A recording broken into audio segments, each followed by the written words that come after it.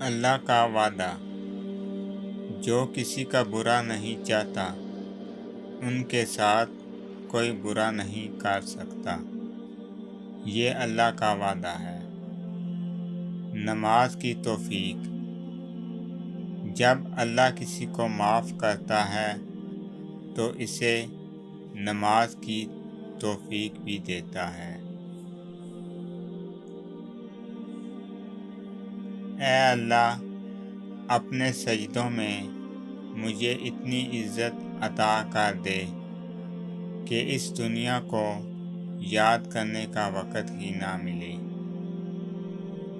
حضرت علی رضی اللہ عنہ نے فرمایا، لوگوں کے غلام مت بنو جبکہ اللہ نے تمہیں آزاد پیدا کیا ہے۔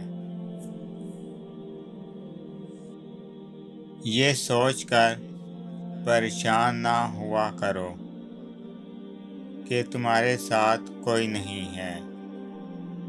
تمہارے ساتھ تو وہ ہستی ہے جو تمہارے دکھ کو سکھ میں اور غم کو خوشی میں بدلنے والی ہے۔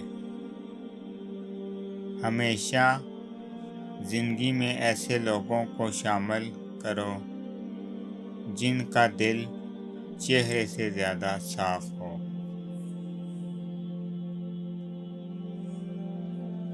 نماز اگر عادت بن جائے تو کامیابی مقدر بن جاتی ہے۔ زندگی کو اتنا سستا مت بناؤ کہ 2 ٹکے کے لوگ کھیل کر چلے جائیں۔ وقت سکھا دیتا ہے جینے کا ہنر، پھر کیا نصیب، کیا مقدر اور کیا ہاتھ کی لکیریں۔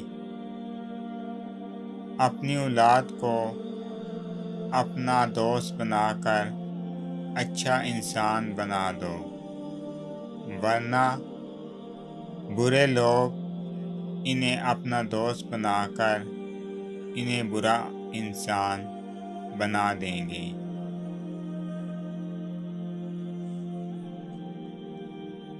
حضرت علی رضی اللہ عنہ نے فرمایا، صرف 2 لوگ مقدر والے ہوتے ہیں، ایک وہ جنہیں وفادار دوست ملتے ہیں اور دوسرا وہ جن کے ساتھ ماں کی دعائیں ہوتی ہیں۔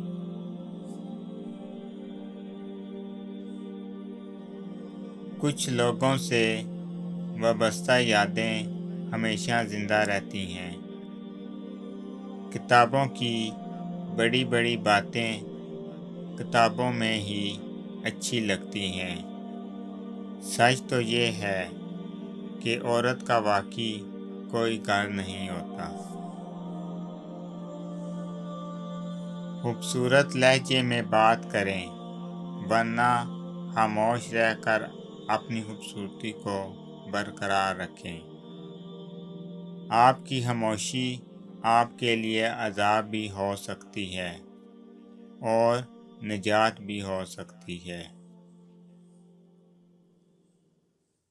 مجھ میں عیب تو بہت ہوں گے، مگر زندگی میں کبھی کسی سے مطلب کے لیے تعلق نہیں رکھا۔